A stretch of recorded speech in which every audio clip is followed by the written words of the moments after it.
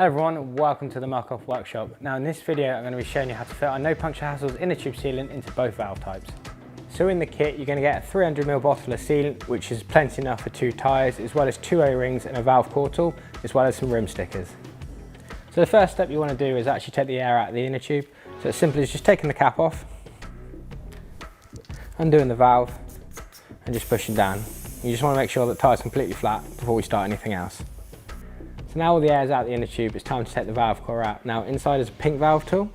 Now it's got both sides on it, so you've got a side for a Schrader as well as a side for a Presta. What you need to do is pop that over the valve and just turn gently until it comes out.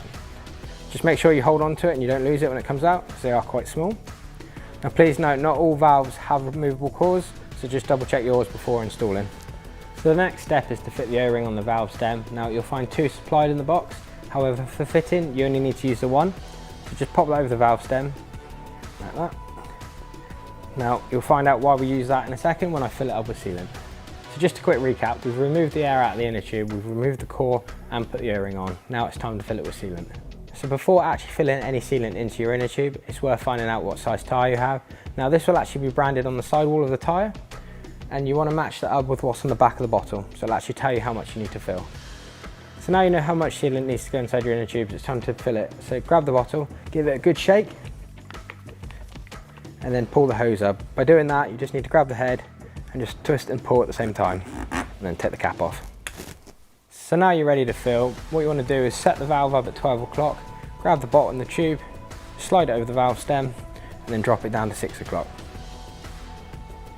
So now you're ready to actually put the sealant in. You just want to make sure the hose of the bottle is buttoned nice and tight against the O-ring. This is going to minimise any waste and just stop it getting on your rims, tyres, whatever's underneath. So now that's all secure, all you need to do is squeeze in the sealant. We have measurements on the side to make sure that you're putting the right amount in. Now I'm putting 100ml in, so just bear with.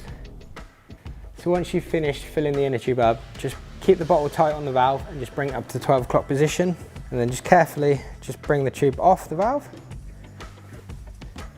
Grab a cloth and just wipe any excess off. So now the sealant's inside the inner tube, it's time to put the valve core back in. So go find it, hopefully you haven't lost it, and just pop it back in the valve core. Just nip it up with your fingers, just to find the thread, and then grab the valve tool again, and just give it a nip up. So if you're doing it on Schrader valves, the process is exactly the same. You just use the other end of the tool, pop it in, and just gently unscrew that valve core until it pops out.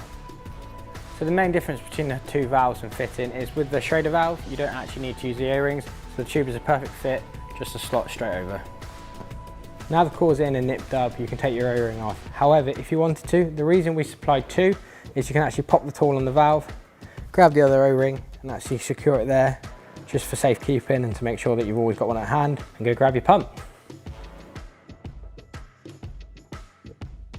So once you've got the desired amount of air pressure in your tyre, you just want to screw the core back in so it's locked off, grab your cap, just pop it on, and then just spin the wheel to disperse the sealant inside. So it's as simple as that.